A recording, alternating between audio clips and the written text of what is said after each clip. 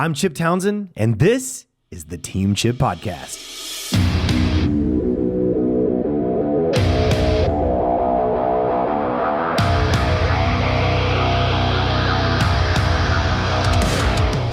Martial arts is one of the few things we have in the world where your results are exactly related to your input. I want to make sure that every single person who is even willing to consider thinking about martial arts has the opportunity to do it. Is their passion for their own training. Sure. If they do not love their own training, their school doesn't work.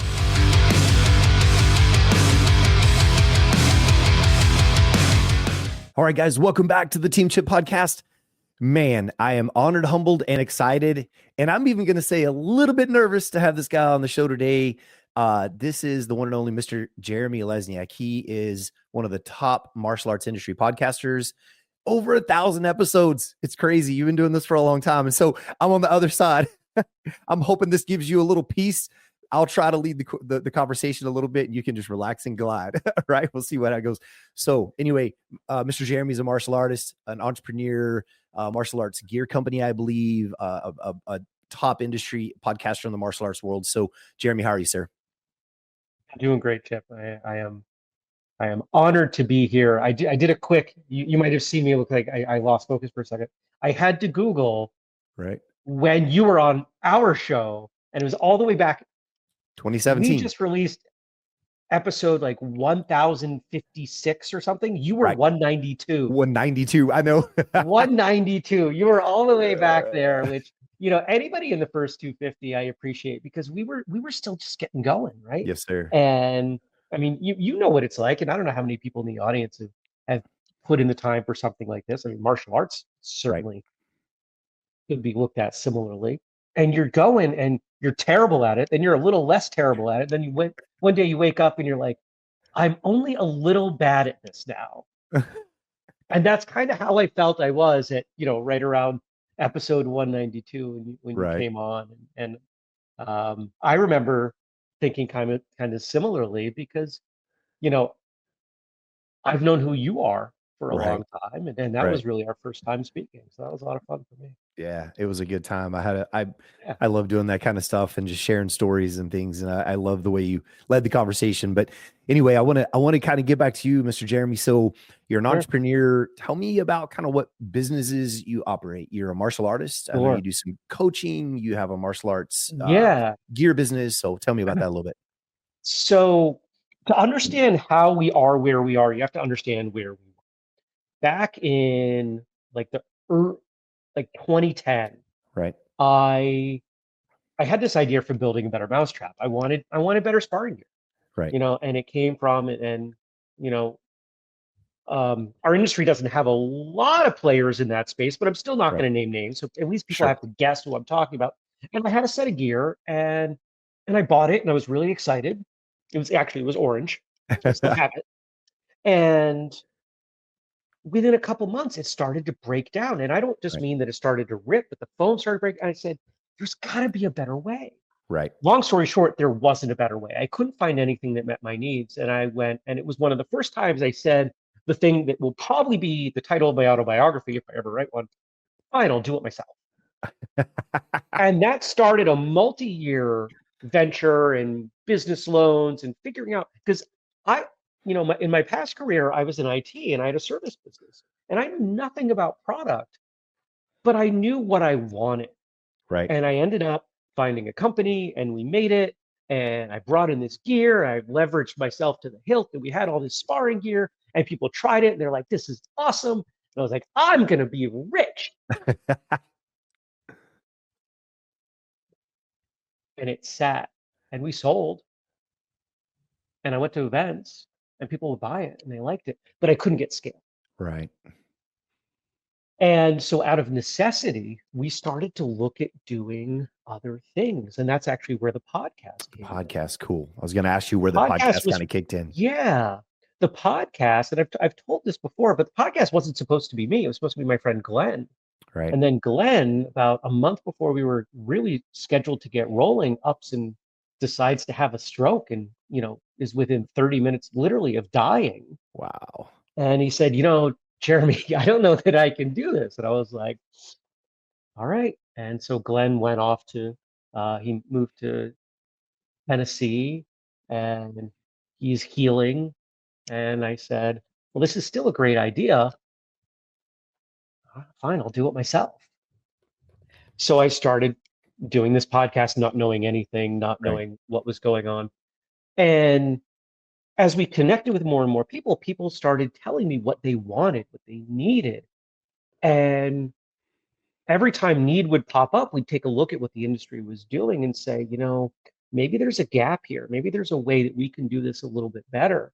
Because it's important to know about me as much as I'm 40 plus years in traditional martial arts. I love all styles of traditional martial arts.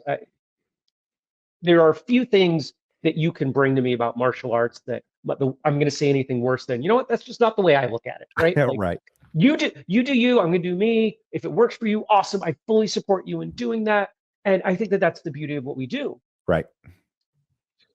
But there are often places where we could all benefit, or places where maybe what's been done has been so steeped in tradition Right. that we've missed the boat on progress. Right. And so that's what we've started to morph into, is this traditional martial arts company. And what we do, the slogan that I kind of pulled out, we don't talk about this often, or in our internal slogan, if anybody out there, if you know what Google's first business model was, it was get people on the internet, they'll see our stuff, and we'll make some money from some of it. Right. It was really that simple. And so as we've broadened out, our business model is, let's get people into and keep them training in traditional martial arts, and they'll find our stuff and we'll make some money from some of that. Very So cool. that makes it really easy for us to decide, what should we do? Is it something that our audience, traditional martial artists or prospective traditional martial artists, they want, they need? Is it a better mousetrap? Is it a complete gap in the market? And we've had more misses than hits, but a good entrepreneur does that. I'm Absolutely. out there, I'm willing to take some swings. And it's ironic. I spent New Year's Eve 2012 into 13 building the first website for whistlekick.com and getting the sparring gear online. Hmm. And here we are, it's 2025, and I finally figured out how sparring gear fits into our business model. Right. And we have limited inventory, but that's broadening back out as the retail side of what we do goes, because people finally told me what they needed. I Right. finally understood the industry. Well, I'm curious. So, doing the podcast, is that where you're gleaning some of this information for what you need so that you can go back and serve better? Yeah. Genius. Everything we Yeah. do seems to stem from the podcast. Right. The Doing a quick check. To my knowledge, 100%, no, almost 100% of the people that are directly on my team, what we call core team, came originally as listeners to the podcast, because we weren't even video then. Wow. And we just added our first person, who is an indirect addition Right. to the team. And without the podcast, this business would not exist. Without this podcast, I wouldn't have the friends that I have, Right. this business, the opportunities, the travel that I get to do, the seminars. It all comes from that podcast. And that's why, when I hear people say sometimes, oh, well, there's, in this niche, there are already this many I don't go do it. Right. Because even if you mentioned I do some consulting. It's another thing that, I've got a different take on how to grow a martial arts business, because Absolutely. I've started and sold non-martial arts businesses, which Right. maybe in this industry makes me a little unique. Maybe not unique, but less common. And I've told some of my clients, if your entire goal in starting a podcast is just to build followers, you're missing out on the most valuable pieces, Right. because it's an opportunity to further a relationship. I'm thinking of one Absolutely. client right now, not martial arts. He actually is one of my students, which is funny. But he works in the medical field, and he has built out a network of people in central Vermont here because of his podcast. It's an excuse to talk to people for an hour, Absolutely. and then they can further their relationship. And if I was to call up the first big name I had on the show was Bill Wallace, and if I can we just get on the phone and talk for a while, he would Right. have been like, so who are you and why? And Right. and let's face it, it's Bill, and he might have said yes. But plenty of these other folks that I've talked Right. to over the years, if you know Bill Wallace, anybody out Absolutely. there, if He's you know Bill I Wallace, love the guy. He's a hoot, man. I love he is the he's best great. word I have is he's just a hoot. He is a hoot. He Yeah. absolutely is. And I've been so blessed to get to train under him a bit as a result of the show. Without the show, Yes, that sir. wouldn't have happened. Very cool. But it gives me this excuse sometimes. I want to talk to that person. That person's doing something cool. I want to ask them questions about it. And now I don't have to be a weirdo saying, "Hey, I'm a fan." I can say, "Hey, I'm a guy with a podcast. Can we talk?" And that yet hasn't quite yet reached the level where people, completely dismiss it. And hopefully they never do, because I don't know what I'll do with myself. That's awesome. So when did you know you were talking about how the gear business was for lack of better words kind of flailing a little bit. You've got inventory, it's kind of moving, kind of not. And you said that's where the podcast came in. When did you have the foresight to know that the podcast would be a way to, number one, learn and glean information, but also create relationships? Like, did you see it ahead of time, or was that something that you went, hey, I want to try a podcast, and over some time you learned? So kind of speak to that a little bit. Oh, somewhere in between. Got it. And so I'm a nerd. I'm a nerd's nerd. I like numbers. I like algorithms. And I didn't know the question, Right. right? And I have better language to explain that time in 2014 now than I did then. But I knew there was a question to be asked, but I Right. didn't know what it was. And I said, Right. okay, this business does not work as is. Something has to change. I have to do something. Right. So I fired up Excel and I pulled out the different notebooks and scraps of paper and things that were scattered around my office as because you get an idea and you're like, ah. Absolutely. And I listed every single idea I had for growing the business in one column. And then in the next 3 columns, and I think this was when I started to understand the world in this way, I wrote out, one column was time, one was energy, one was money. Right. And I said, okay, every one of these is, and there was a 4th one, outcome. Okay. Time, energy, money, and outcome. How big, if it hit, would it be? And so I wrote myself a little algorithm because Right. I had some time, lots of energy, very little money, and I needed a home run. And when I went through and I scored it out, podcast was head and shoulders above everything else. And I said, okay, let me rework the algorithm. Let me see if I can approach this a different way. Podcast was still head and shoulders above Right. everything else. Because what does it take? It takes some time, takes very little money. Right. You've got to bring some energy to it. Right. And if it hits, big good things can happen. Now, I'm lucky in that if we go back, I simply tried to sponsor other podcasts. There were 2 other podcasts at the time. Haya was the Right. big one back then. Right. And I think Karate Cafe was the other one. I've heard of them. Yes. Shout out to those guys. Because if I'm remembering correctly, this is the hard part, having over 1,000 shows. You forget who's been on the show. Yes, sir. We won't say anything about age, though, Mr. Jeremy. Nothing about age. No. It has nothing to do with my age. I've been like this a long time. Yes, sir. But I tried to get like a sponsorship thing going with them. And in 2013, 2014, like podcast sponsorship was still so new and nobody really knew how to do it. And so it didn't work out. So fine, we'll do it ourselves. Turned into fine, I'll do it myself. And I just said, okay, I don't know how to do this, but I know what I want. I knew instantly what I want. Right. And you probably remember this. You've been training a long time. I remember being a kid at karate camp. Mm-hmm. And my instructors would bring in their friends from around the Northeast, and they'd come in and at the end of training, they'd go all sit up in the corner, the black belts, and have a couple drinks and tell these stories. Right. And eventually I got old enough that they'd let me hear the stories, Cool. but they never told those stories any other time. Right. And I said, I want a format where I can get people to tell those stories. Cool. Because the story, I'm a firm believer, stories are the most effective way of passing on information. Absolutely. It's a reason we're so tied to books and things, and we can go back in human history and we know that the way everything was handed down was stories. Nobody was Stories. sat there with a bulleted list in their brain and said, okay, this is how you identify this flower. No, there's a story about the flower, and as you go through it, when that flower blooms and where it blooms, and watch out for it looking like this flower because that one will kill you, right? It's all stories.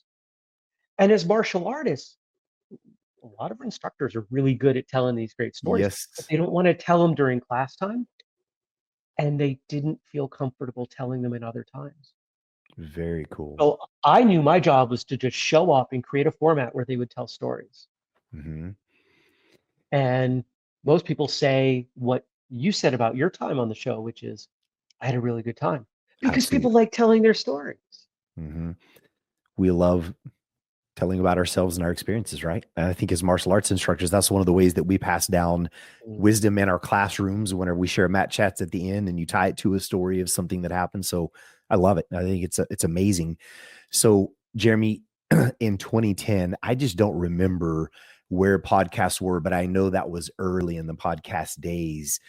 That was pretty perceptive of you to see, this is a great opportunity. What was the podcast platform issue like then? You know, in other words, like today there's Podbean, there's all these different things you can use for YouTube, and, you know, kind of what was it like then, and how has that changed for you through the years? Have the platforms impacted you and caused you to make changes and shifts?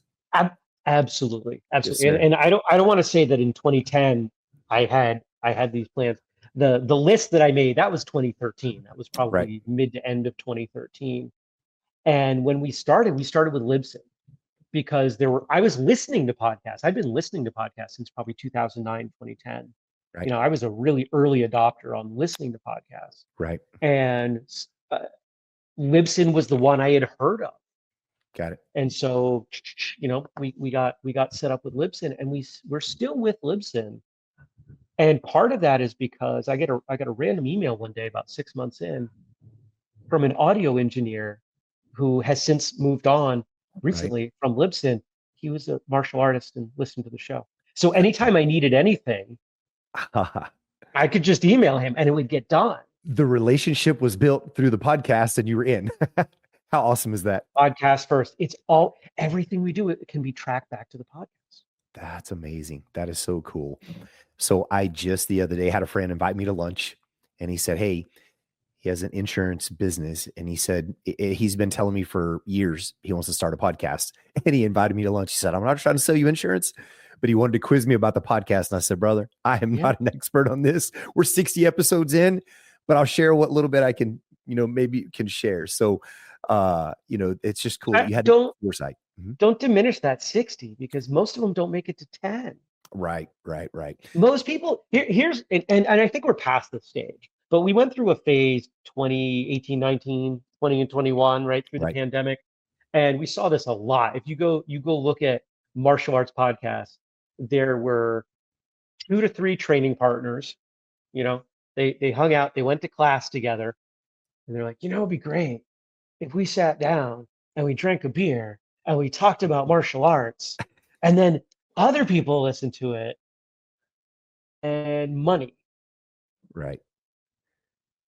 And so they do 4 episodes, and then somebody would get busy and it just sat there, and then they might come back for episode 5.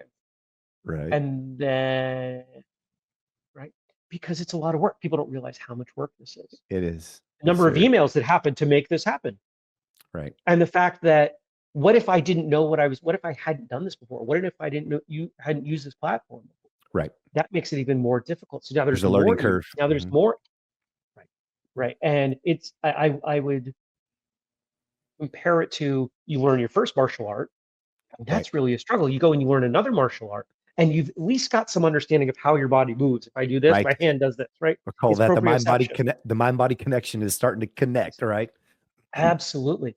And that stuff applies just as well with business and web tools and podcasting. And Yes, sir. you start to do enough of this stuff and you can switch and do new things. Not easy, but more easily. Very cool. So in the life of the podcast, have you had some ups and downs? Like, have you had points where you're like, this is not working, or you know what I mean? Had any struggles in there? Tell me a little bit about that. Yeah. So one of the things that's really interesting about podcasting as a platform is that podcasting was really dominant up until the point where everybody started watching video on their phone. Right. And video on phone really shifted everybody into the short duration, the TikTokification, if you will, of content. And don't get me wrong, I love TikTok. And if I'm remembering correctly, you're on TikTok too. I'm actually not. We do a lot of You're not? YouTube shorts and some Okay, I swear stories and reels on Facebook and stuff, but it might be somebody else putting your content up then. Because I maybe. swear I've seen some of your breaks Cool. on TikTok. And yeah, and not a bad thing. But as that's happened, people are consuming audio only less. So that first big shift for us was we have to start doing video episodes, Right. which made the editing more complicated. It meant the file sizes were significantly larger. We had to upgrade our plans. We had to start caring about YouTube. We had a lot more we had to worry about. And in hindsight, I wish we had done it 6 months earlier. I think because we at 6 months earlier, we still would have been late. Because anytime something works, right, you want to be there at the beginning. And we definitely weren't. And I continue to watch our audio only numbers trend down and our video numbers trend up. But the numbers that are going up the most, it's the clips, it's the short form clips, factor stuff. Right. The 20-second, the 30-second stuff that we put out, Instagram, TikTok, YouTube, it's even on Facebook. We put that stuff around. That's a tribute also to our 3-second goldfish, ability to focus, and my wife and I talk about this sometimes. We were reading somewhere recently where the movie cameras shift perspectives about every 3 seconds. And so if you do watch movies, which we don't do a ton of TV, but every now and then we'll watch movies, and you're watching a modern movie, if you're paying attention, it's just constantly changing, because we have gotten to where, and I think that technology and the iPhone, smartphones, they've fed this. We just can't focus as long, or we don't discipline ourselves to focus as long. We don't. And that's right. That opens up a door for us as martial artists and martial arts schools and instructors for sure. But it also means that, one of the things that we're trying right now is how many shorts can we put on YouTube? Is there an upper limit where they stop working? Because what we're finding is, we started with 1 and 2 and 3, and I think we're at 4 or 5 for most episodes, and they all continue to work. And we see the numbers, the collective number still goes up. And if you can't beat them, join them. We still want to steer people into, hey, you can spend 45 or 55 or sometimes an hour and 15 minutes with us as we go deep into some of these stories, these subjects that martial artists love talking about and hearing about. But I can't dangle an hour in front of you and say, come try this. Right. Most people aren't going to put in that time. I was just telling somebody this morning, you should check out this TV show, but you really need to watch through at least the first 6 episodes because they're setting up the whole series. And if it's kind of slow, if you don't get there, well, that's 6 hours of your life. Right. Not everybody's able to handle that right now. Absolutely. Well, I can see now whenever you're talking about it, how the little shorts can tease them enough to get them to want to maybe step in and try a longer episode. So that is very interesting. Platform wise, I wanted to go back to, do you say Libsyn? Is that then? Libsyn, Libsyn. SYN. Okay, Libsyn. I think it's crazy cool that you're still with them, and that's where you started at. How neat is that to have been with one platform or one, the thing that pops in my head is loyalty. So many people these days just switch change. The next shiny object, they're off and gone. I just think that's cool. So kind of speak to that. you started with them, you created a relationship with one of the sound techs, and then, how many years later, 15 years later, whatever it is, you're still there. Yeah. And I think, I'm not gonna misrepresent and say that the entire reason we're there is loyalty. Sure. We're there because to me, it's a value exchange. Loyalty, it does have a lot of value to me. Mhm. So on one side of the balance, you've got stay or go. On one side, it's loyalty. It's the fact that we've never had a significant technical issue with them. Right. Up until recently, Greg was there. The fact that they created a culture where Greg felt it was okay to Mhm. tell us that he worked there, right? Like that all stacks in over there, coupled with the price is fair. Now, I know we could save $30 a month and go over here and Right. start over, but there's the transition time. There's all this untested, all this Mm. unknown. And we could do that. Mhm. But right now, there's more benefit to staying than there is in leaving. So we're gonna stay. And part of the reason I framed that this way, value exchange, I believe everybody takes their actions based on value exchange. When a Absolutely. student leaves, it's Mhm. because their parents, whatever, they're not seeing the value. Right. They see Absolutely. more value in something else. And Right. for me, once I figured that out, it made solving problems so much easier. Oh, I just Right. need to find a way to stack more value. Right. I love it. That's so cool. So, we're kind of talking about platform. You've been with the same platform as far as like your outlets with your podcast. You mentioned Yeah. YouTube. Do you have, do you have kind of a favorite outlet for your podcast? What direction it goes? What would you say there?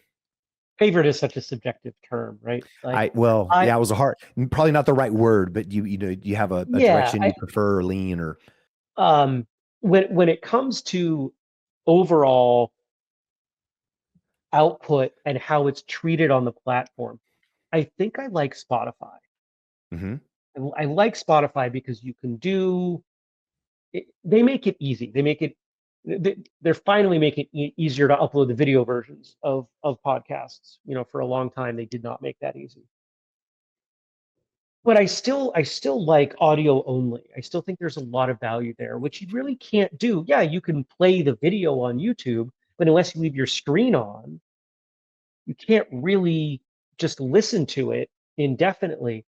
And we still have a lot of people that listen in their car. I mean, the Right. place I consume the most content is when I'm driving. I drive, a S- good amount. Yeah, you mhm. too. Same. Yeah, I'm huge in the car, audio, automobile university, just listening to something.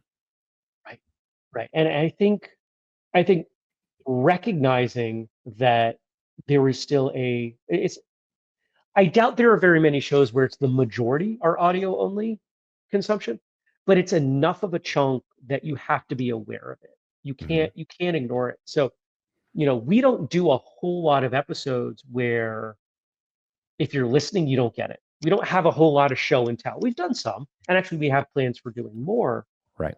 but most of what we're doing, you get it with the audio only.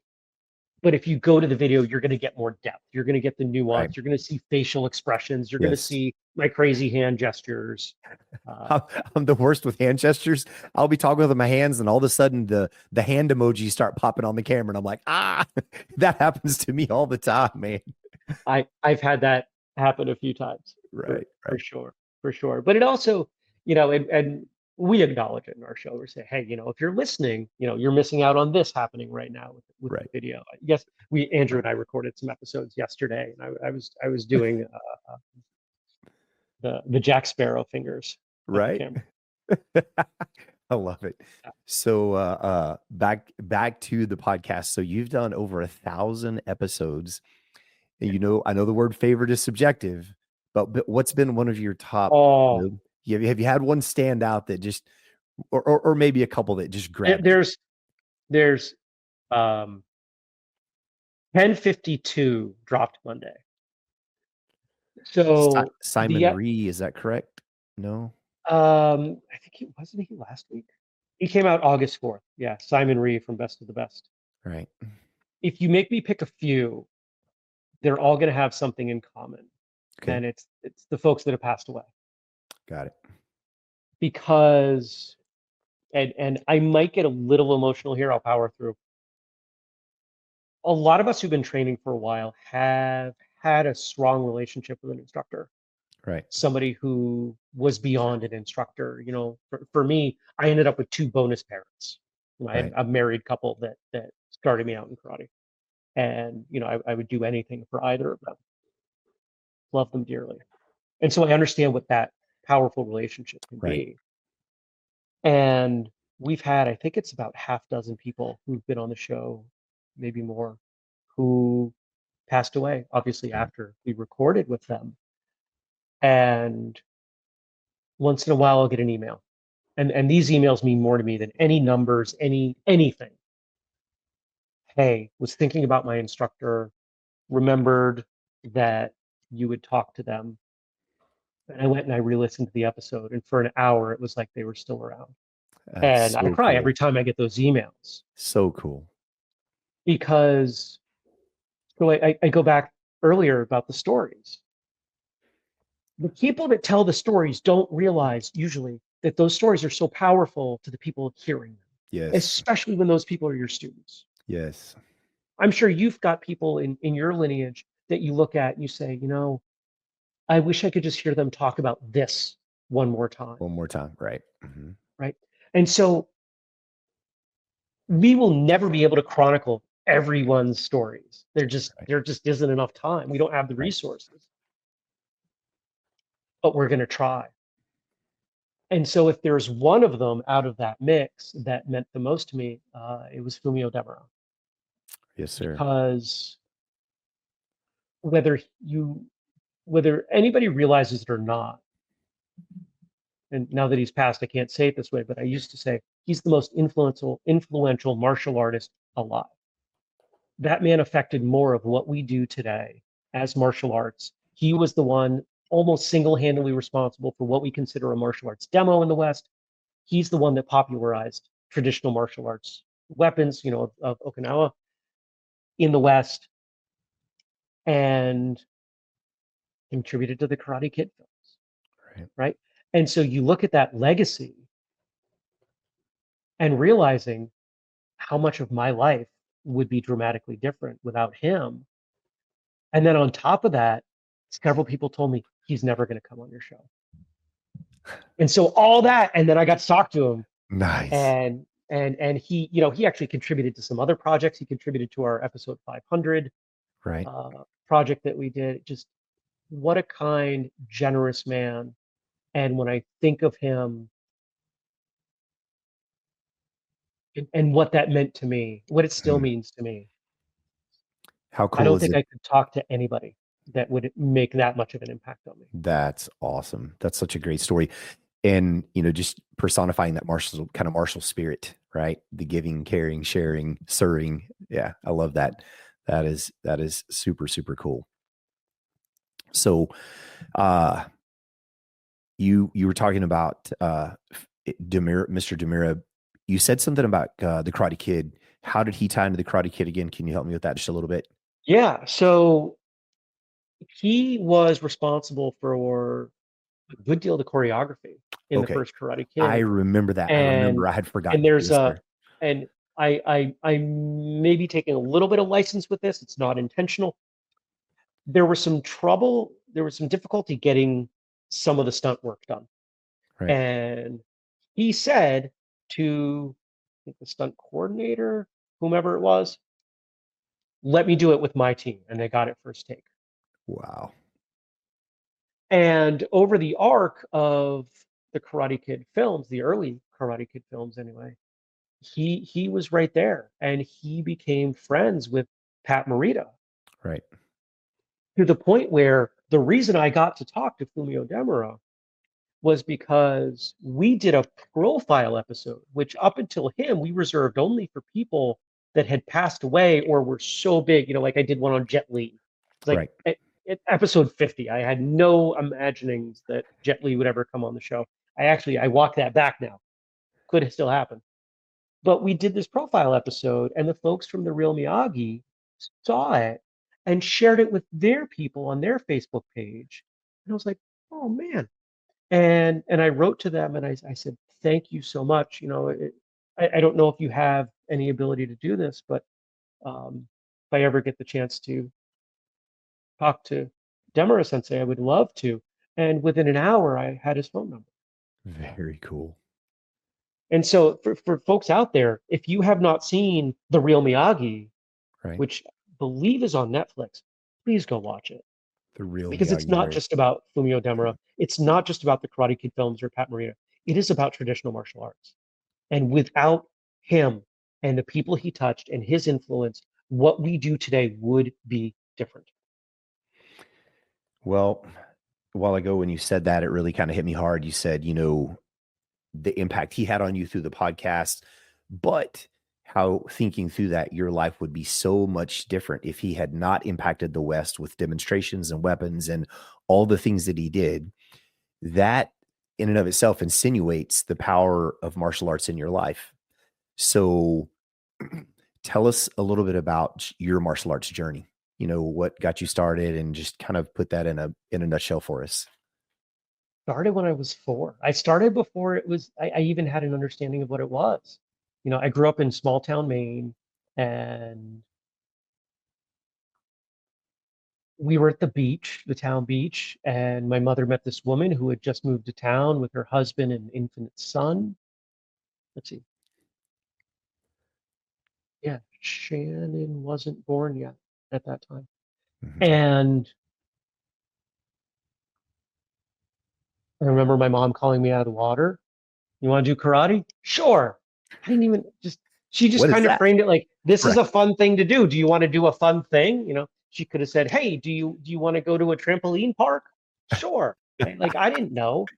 And so I was there on day one of this program in this little town in Maine when, in the early 80s, Maine had 8 Right. martial arts programs. I mean, it Right. was it was pretty uncommon. Yes, And sir. I know it was uncommon because I know who all of those people are and have interviewed almost all of them. They've been on your podcast. Yeah, almost every one of them did on the show. Cool. Um, and I just didn't stop. I'm a shorter guy. I'm a nerdy guy, and so school wasn't um, the place where I felt successful, even Right. even though academically I was. And so doing martial arts and going to tournaments and finding some success there, and martial arts was my thing. So do you particularly remember, as Hanshi Dave Kovar calls it, kind of the white belt moment, that aha moment? Did you ever have any of those that you went, okay, not No, particularly? no, I'm familiar with that, and of course, For sure. uh, we might want to come back to this. Hanshi Kovar is probably top 3 most influential people when it comes to Whistlekick and what we are as an organization. Now, he was That's on cool. pretty early on. He was on a little earlier than you even. Yes, sir. He was And on 2015, I believe. Mhm. yeah, yeah, it was early. It was early. What a great man. I'm familiar with the white belt, those moments. Kind of the Uh, moment, right? I think the and idea is and just like that moment you have where you kind of go, okay, it's clicking, or this is my thing. You know what I'm saying? Like it, we talk about that, trying to create that for our students. When can we help them to have kind of that moment that helps them to go, okay, I'm in the right place doing the right thing. and I may have had them, Sure. but when you start with your 4, it's hard. It's hard to have enough life experience to say Right. something is different now. Right. Right. I was Absolutely. doing karate before I was in kindergarten. Right. That's cool. And so basically it's kind of ingrained in you. So what about martial arts, if you can put it into words, has made you so passionate about continuing to propagate that, traditional martial arts, that lifestyle? What is it that keeps you moving that way and passionate? So as I've gotten older and I look back on my life, especially those teenage years, and how really difficult they were. Hmm. How despite having some academic success, I was a social outcast, um, and the the aspects of life that a typical teenager might hang their hat on and say, this is where I feel I'm connected to. This is my identity within the world. I had being a nerd. So my entire identity outside of martial arts actually made my life harder. Right. But I knew when I went to class, what I put in was what I got out. Mm-hmm. If I worked harder, I got more out. Martial arts is one of the few things we have in the world where your results are exactly related to your input. What we Yes. put in is what we get out. Now, it doesn't mean that what I get out is always going to be the same, but when we sum it in total, it is one of the few things that does that. And so a lot of this contemplation came through the early days of the podcast and looking, because I'm asking people similar questions to what you're asking me and realizing Right. that, you know, without elaborating too much, life was not easy, both in and out of school. And I'm not entirely sure I would be here without martial arts. Yes, sir. And I'm not, I'm not going to say I definitely wouldn't. I'm not taking anything away from anyone. I'm not going to misrepresent for the sake of sympathy. But I know that things would have been even harder without. Right. And I know that martial arts has saved people's lives. Full stop. Whether because, similar to me, it gave them identity and a place to exist. Whether it be physically they protected themselves, whatever it is, martial arts has saved a lot of lives. And so I see my role as, because I've had that epiphany, I want to make sure that every single person who is even willing to consider thinking about martial arts has the opportunity to do it. Nice. I genuinely believe if we could get everybody in the world to train for 6 months, the Right. world would be a dramatically better place. Yes, sir. And so I think we all have a responsibility to leave the world better if we can. My path on how to do that is pretty obvious. This is the angle that I'm going at. Right. Are we ever going to get everybody in the world to train for 6 months? No. But the more people we do, the better things get. Yes, sir. I love it. I love it. That's so, so true. Man, my wife and I bring her up a lot because we chat this stuff. This is our whole life. It's what we do together. We Right. run our schools together. We train together, and we've talked about that for years. If we could just get everybody in the world to do martial arts for at least a period, and I think it would change the world tremendously, and in such a good way. We have this moral imperative to teach a good code of ethics because of the nature of what we teach. And when you tie all of that together and you raise people's confidence, they carry themselves well, they learn humility and respect and all of these things. I loved what you said, because I preach to my students all the time, guys, you're only going to get out of this class what you're putting in right now. If you're not putting anything in, don't expect a big result, because nothing's going to come back. Right. And so just such kind of timeless, powerful truths. And man, I love what you're saying. I wish we could get everybody to get involved at least a little bit at some point to feel that impact.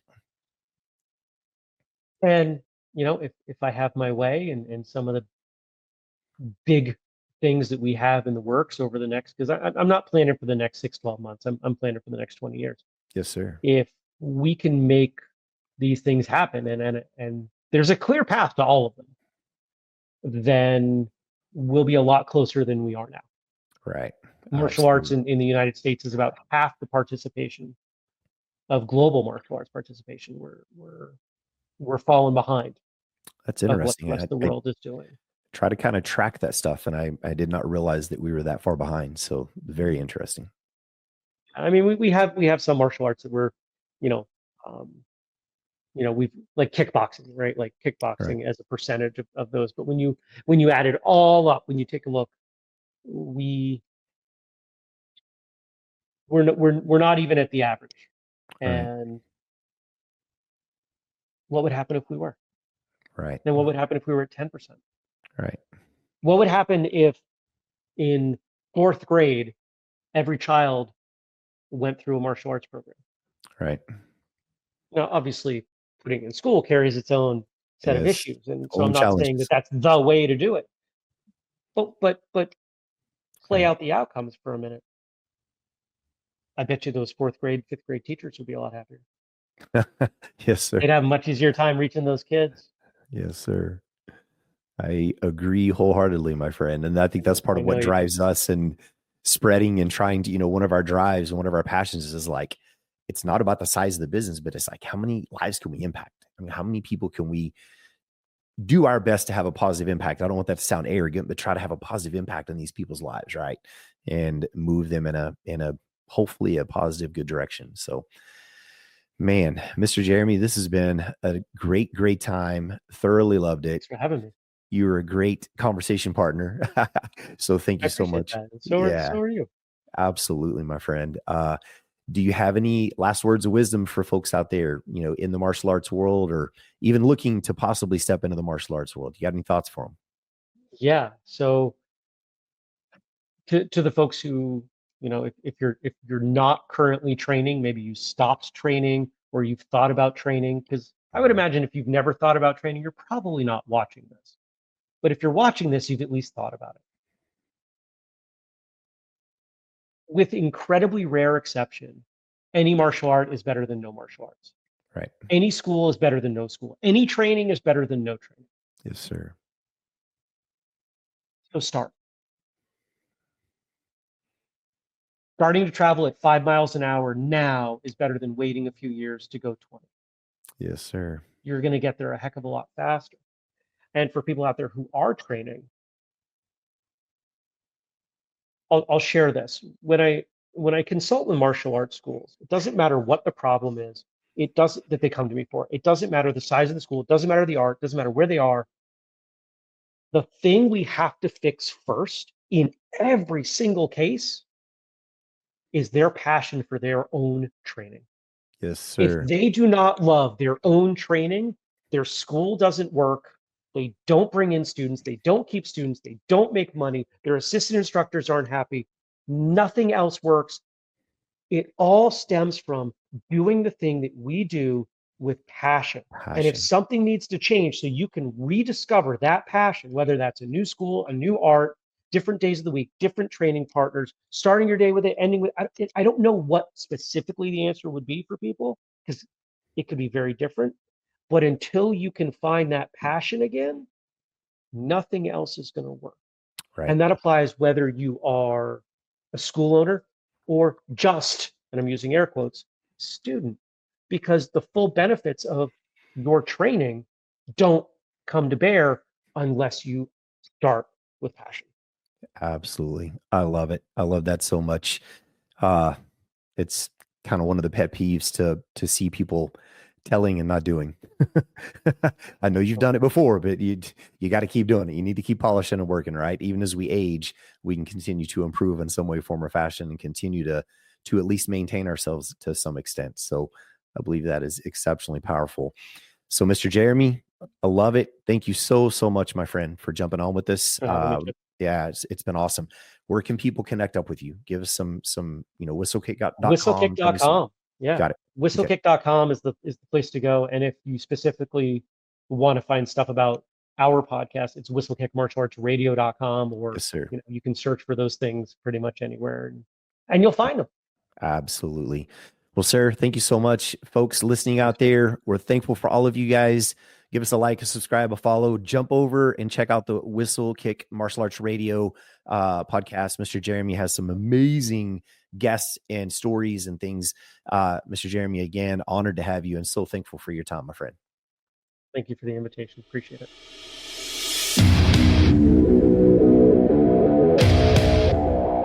Thank you for tuning into the Team Chip Podcast. If you enjoyed today's episode, don't forget, subscribe, share, and or leave a review because we need you. We appreciate you so much. And without you, we can't make this happen. Remember, consistency is the key to success. So go out there and never be outworked.